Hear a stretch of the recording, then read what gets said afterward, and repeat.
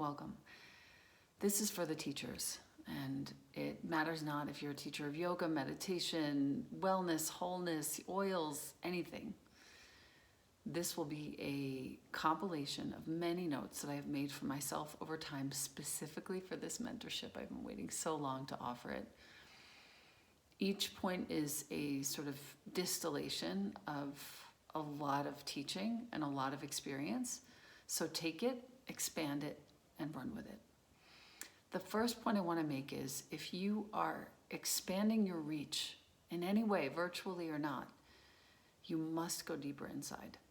You must prioritize your practice. This is a non-negotiable. Your students will smell it if you are not engaged in your own practices. So this is huge. If you're expanding your reach, you must go deeper inside. And it's rare that I will say must. So this is not an invitation. This is something we have to do, including myself. When you go deeper inside, you're uniting with these highest truths that you're attempting to share. And this is important for your students. For you to be united with these truths is much better than you grabbing some teaching on social media or from a teacher of yours and then instantly regurgitating it. Take time with it and know that as we get older and wiser, our time in practice becomes far more inspiring for our students than anything we've learned from someone else. That's super important. Theming. I love this whole prospect of creating a monthly theme or a weekly theme, whatever feels right to you. The mentorship obviously has a monthly theme, and it helps me to create this organizing principle so that I have direction for my thinking and for my creation. So think about what this means to you. Do you want to create a theme for each week, each month, each quarter, every 3 months? Daily practice, we've already talked about this, but I think what is vital is the scheduling of the practice. And this means you, no matter what kind of a teacher you are, if you're a teacher of oils, for example, you might have a daily practice of journaling about the oil that you picked up the first thing in the morning. You might have a daily practice that involves yoga or meditation or breath work using your oils. Whatever your work teaching is, to have a daily practice of some kind means that you have a ritual. That ritual will give direction to your teaching, and it will also help you be a better teacher to help your students create rituals of their own. Daily confidence. Oh my goodness. Putting yourself out there has never been more important than it is right now, and what you've spent years learning is now greatly of service to people who have been, in a job that they didn't love. You are providing inspiration for them if they've lost that job, especially. The most important thing now is that you're offering support to the people whom you're serving, support and creativity. They need you right now more than ever. So you don't need to back away from sharing yourself. You can actually come out a little farther and know that this sharing of yourself is actually going to be greatly of service for folks. Okay. Brand is not a bad word. It's not a bad word. Your brand is the way you do things. It's how you speak. It's what you wear. It's how you deliver what it is that you've learned. Okay? Do not think that I'm spending any great amount of time on quote unquote branding myself, but I am spending a great amount of time thinking about what it is that would be most of benefit to my students. That becomes my brand. So yes, I've done exercises with incredible branding gurus whom you will be exposed to here in this mentorship. But what it revealed is what I already knew about myself, which is I just want to elevate things. I want to spark change that is sustainable. I want to feed your creativity. All of these things are my way of doing things. So maybe they're your way too. Maybe you have some other things that are your way. But when you think about your quote unquote brand, do not be shy. Think about it as your way of leading and serving in this world. Okay. Judgment. Make a list of the judgments you have about others right now. You can pause this and come back to it. Most likely the judgments that I have about anyone else are things that I think someone else might be thinking about me.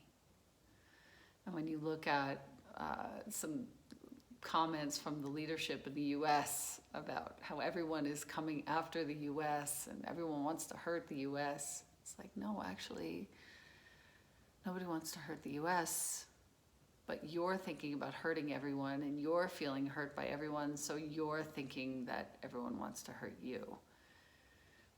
It goes back to childhood. Judgment is such a funny, simple thing that feels very complicated, but it isn't. If you can make this list of all the judgments that you have right now, even about people who are doing the work that you're doing, you'll start to see where you feel judged. And as you write and write and write and write and write, get those judgments out of your body, you will also begin to see how you can release them and never feel them again. I no longer feel judged because I am releasing all the judgments that I hold. And of course, I know that people are judging me all the time. There are projections everywhere, of course. But they no longer touch me in the way of touching, meaning something that's emotionally touching to you. Okay, so see if you can make the list, rid yourself of these judgments by listing them, seeing where they live in you, seeing where you think they're happening to you, and letting them go. Curiosity. Defined as an extraordinary taste for the unknown. Such a lovely definition. It's very humbling to see curiosity in your teacher, isn't it?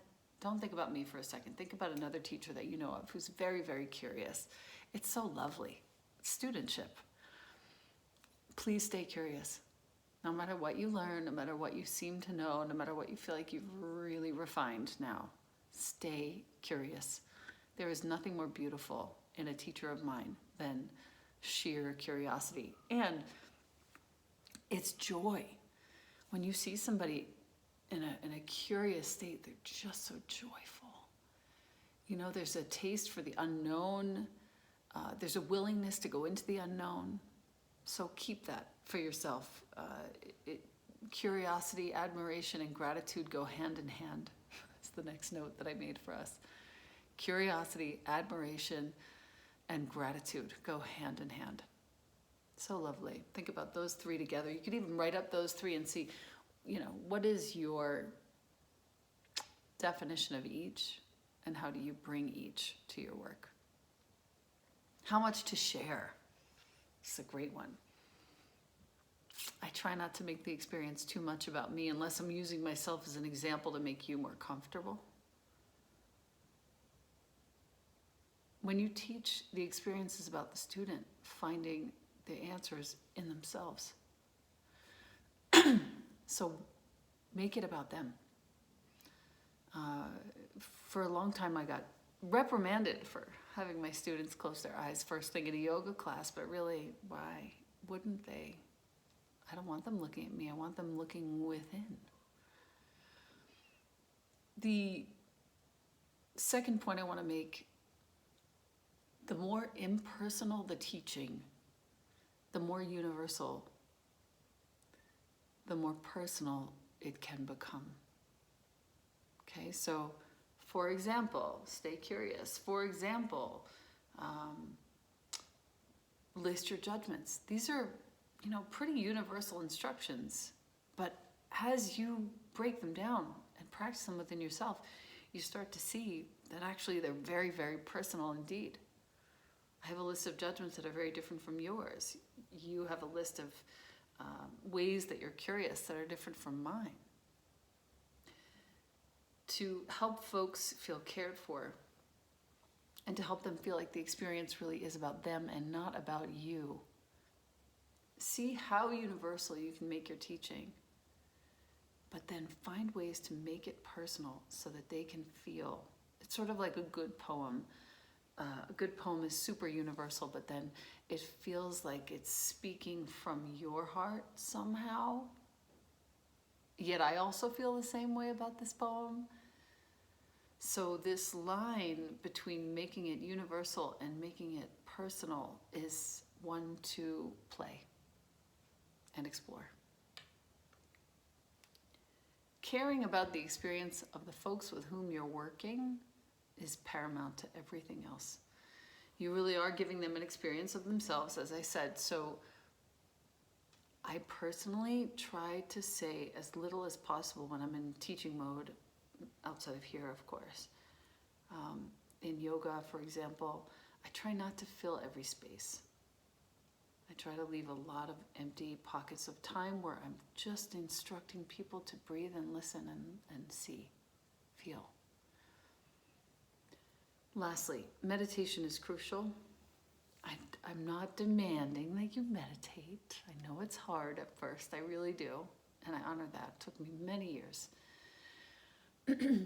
But to sit and listen to what the infinite is saying to you, and I don't mean God, universe, spirit, I mean it all.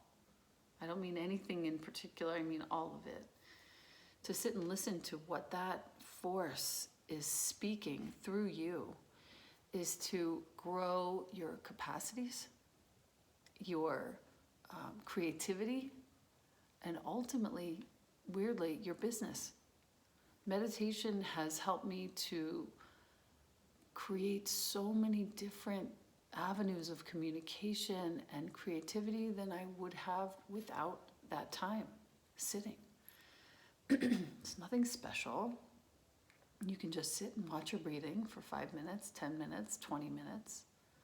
Or you can do very certain practices. You'll have a few here in this mentorship that are available to you, of course. You can do tapping, but just to take the time to go inside and listen to what you already know is what I'm emphasizing here.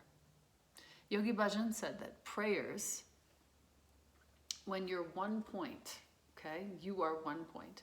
You're a man or a woman 1-pointed in talking to infinity. That's what a prayer is, okay?